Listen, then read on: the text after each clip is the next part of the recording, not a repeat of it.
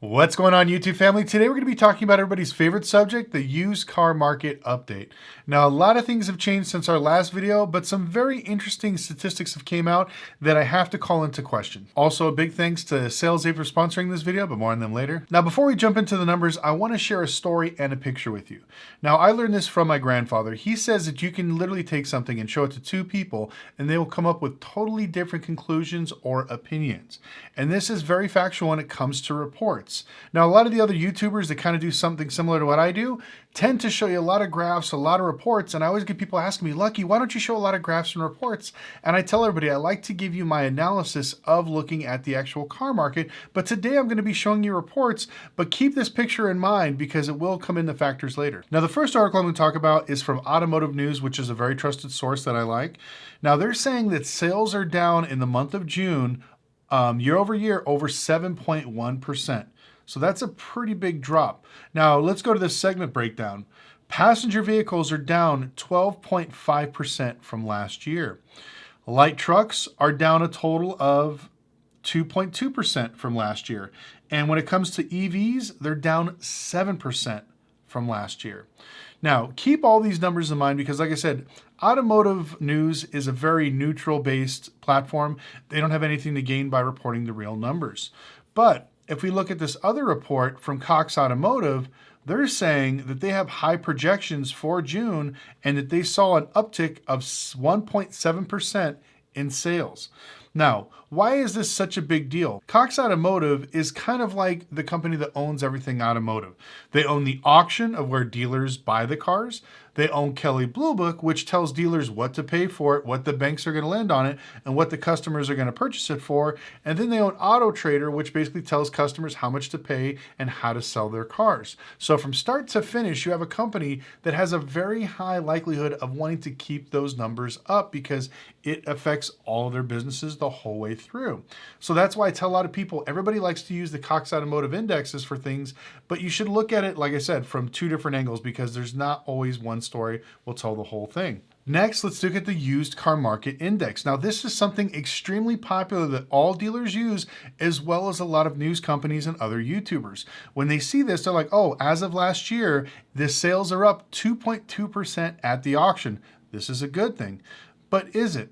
Now, if you know how auctions actually work, you'll see that this is kind of a trivial number. These numbers just account for the sales that are moving around at the auction. So a perfect example of this is, let me move my laptop over here. So let's just say that I purchased this G-Wagon at the auction 90 days ago. Now, dealers are taught if you can't sell it in 90 days, you need to take it back to the auction and sell it and get something new. So this way you have the opportunity to make some money on another vehicle. Now, let's say I take this to the auction. My neighbor, he has this really nice Mercedes sedan. He's had it for 90 days. He bought it at Manheim. It's not selling on his lot, so he takes it to auction. Guess what happens? I buy his car, he buys my car, and now they go back to the exact same auction. So even though these cars have switched ownership, you know, it counts as a sale, but it's not really a true retail sale. So that's why I tell people when you see these numbers at the auction, like, oh, things are selling, things are moving. And a lot of times it's not what it's supposed to be. You'll see banks literally sell their cars to remarketing companies, then sell to dealers. And all these things doing is pushing money around. It's basically like playing musical chairs, but nobody ever wins. So as a small business owner, you wear so many hats: owner, operator, sales and marketing, delivery and customer service, and all these things keep you extremely busy. And there's nothing worse than missing out on a lead that could possibly generate a sale. And that's where today's sponsor comes in, SalesApe. Now, SalesApe's AI sales rep helps small businesses close more deals. If you generate over 50 leads and sometimes you miss out on instantly replying to them, which possibly could lead to losing a sale, this definitely affects your bottom line. Well, with SalesApe, you don't have to worry about that anymore. Used in hundreds of dealerships, real estate agents, construction companies, and service providers, SalesApe can definitely give you a leg up when it comes to responding to your customers quickly. SalesApe's AI instantly qualifies leads as they come in, engages with high intent buyers, and books appointments 24/7. More sales means less overhead. And SalesApe is so confident in their product, they're willing to give my subscribers a free trial just so you can see how it can increase sales in your business. Currently on my platform, I use SalesApe, and it helps me book my consulting calls as well as my consulting courses and classes, and it's worked out tremendously. So I definitely recommend you giving them a try. Use the link down below, and if you talk to them on the phone, make sure you tell them Lucky sent you. A huge thanks to Sales8 for sponsoring this video. Let's get back to it. Now, the next chart I'm going to be showing you are days of supply. Now, this is something that, once again, a lot of retail sales, news companies, everybody uses this because it lets us know how much demand and supply there is in the market. Now, there are a lot of vehicles that are over 140 days supply, which we all know about, but as I started digging deeper into the numbers, I saw that some of the reports were off. A lot of reports said that Kia was over 100 days because of certain vehicles. So when I started to drill down, I found out that there are a lot of vehicles that are not showing in this report. Now, the first one is there are a lot of new cars from 2023 and 2024 still for sale on dealership lots that are not being counted into this. I remember going to the Dodge dealership here in Vegas, and they have a 2024 Dodge Charger, brand new, still with the sticker on it, up for sale. Same thing with a few trucks. I remember the Ford dealership here, they have a 2023, I believe it's Shelby Mustang Super Snake or whatever it is. They have one of those, same thing. It's a 2023, it's brand new, and it's still sitting there. Those cars don't count against this number. But the biggest thing was the actual EVs. A lot of these reports don't want to show EVs because if Kia had EVs, it'd be way over 100-day supply because those things are not moving. Now, everybody knows that EVs are not moving. The market's just not there. People are not buying them. It's all over the news. You could physically drive by any dealership and see it. But according to these numbers, everything is fine. Now, this one is a third-party company, so I try to trust it a little bit more. This one is actually from Cox Automotive. Now, if we look at this actual chart, it shows you the price increase of every single type of vehicle. Now, we expect luxury cars, mid-sized cars, pickups, and everything else to go up a little bit in price. What do you think is the vehicle that went up the most in price? You'll never guess. EVs. So how does that even make any sense? EVs are not selling. Nobody's buying them. The demand is basically dwindled out. They're literally giving them massive discounts at the dealership. On top of that, they're offering 0% financing, whatever incentives they can to get these things off the lot. So how does this make any sense when it comes to EVs going up in price? Usually the price will jump significantly when there's a high demand for the vehicle. So once again, I feel like this is just something to push a narrative. Like I said, you can look at these charts and it's a tale of two stories. So don't trust everything you read. That's why, like I said, I don't like to show you guys all these charts and tell you this is what's going on because most of this is BS, smoke and mirrors. Now, something I'd like to add to the EV sector is, when I go out and I buy cars, I always get people sending me offers for Teslas. Hey, can you buy my Tesla? I want to sell my Tesla. I've been offering on average $3,000 under Kelly Wholesale Blue Book. And people ask me why. It's because even if we give you wholesale pricing, and I take it to the auction, it's going to sell for under wholesale pricing. So I've been purposely buying them $3,000 back a book. Now, a lot of people will live and die by the book because remember, the Blue Book is owned by Manheim, and it's all basically based on however you can get the most money through the auction. That's how they get their percentages. So when you buy a car saying it's worth $15,000, because as a dealer, that's the way you're trained. You got to look at the book, and whatever it says, that's what you pay. But now dealers are learning you can't trust the book. It's fudge numbers. It's all BS. It's smoke and mirrors. So you can go ahead and pay $15,000 for that Tesla Model 3 with 50,000 miles, and when you take it to the auction and you get like $11,000 for it, and you start crying wondering why you lost so much money, remember this video because I'm telling you, all this stuff that I'm seeing is all BS when it comes to a lot of these charts. Nobody wants EVs. Sales have dropped down dramatically, and there's a lot more things you have to worry about. Now, one of the other funny things I'm going to show you is a chart of listed sales prices. Now, this is something that's really going to ring home for a lot of people watching this, so pay attention. Now, you can see the prices have been going up dramatically since the end of 2024. But after the end of 2024, you can see the prices dip because the demand is not there.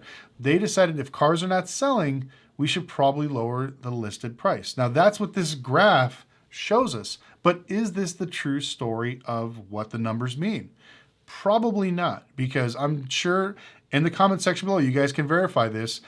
I ran a poll on my Instagram. If you guys don't follow me on Instagram, it's at Lucky Lopez. I run it and I say, hey, why are you not buying a car? Is it because of the economy? Is it because of interest from loans?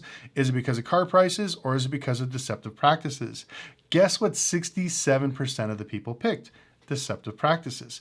So this is a perfect indicator.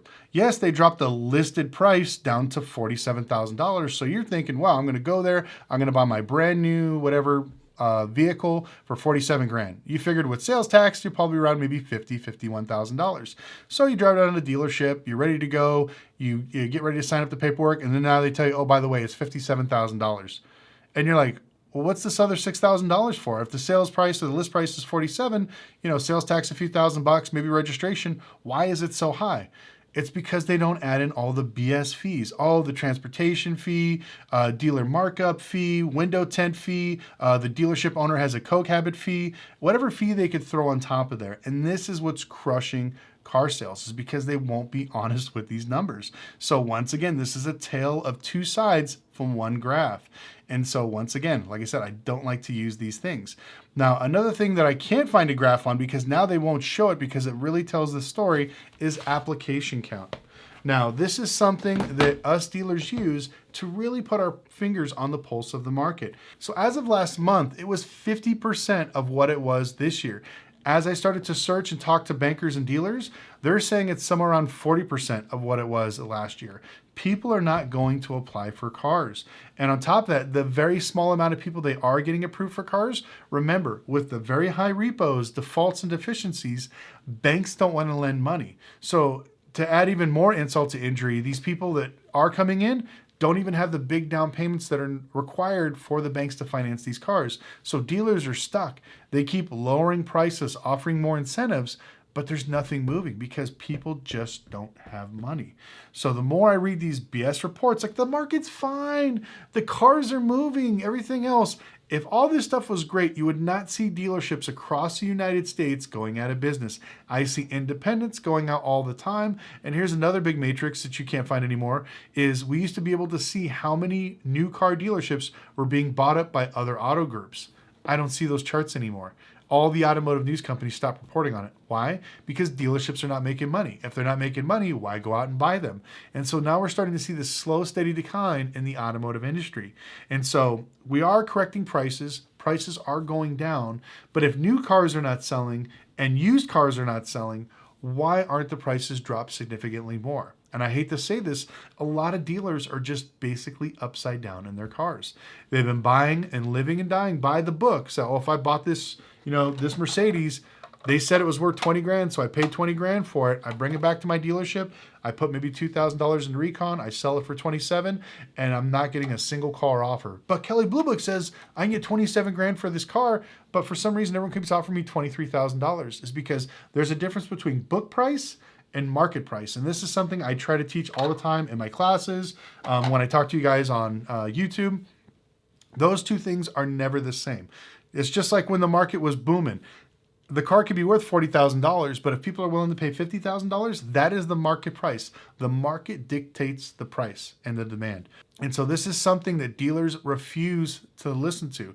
All they do is live by the book. They're like, well, if the book says this, this is what we're doing. Every general manager, every sales manager, every finance manager, they're all taught this way, very cookie cutter thinking, especially with big franchise stores. Whatever the book says, that's what you do. Everything else is absolute noise. Where most of the independents, we have to live and die by market price because that's what's going to affect our bottom dollar. Big franchise stores, they can lose $10,000 on a car. They're not too worried about it. Where if you're small independent, you lose $10,000 in 2-3 cars, that's a massive chunk of money that you're going to be losing that you can't afford. So this is where we're seeing the market go. So when you're watching these other YouTubers and they're showing you all these graphs and stuff like this, I want you to pause for a moment and think of what my grandfather told me. There's always two perspectives to that one thing. So look at it from what they're saying, but then also challenge it. Is this real? Does this make sense? Why are these numbers this? What does the other meaning of this graph mean?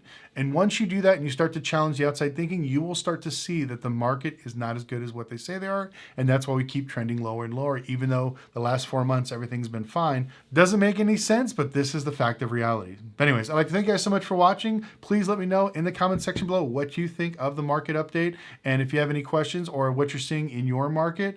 Also, a huge thanks to SalesApe for sponsoring this video, and we'll see you next time.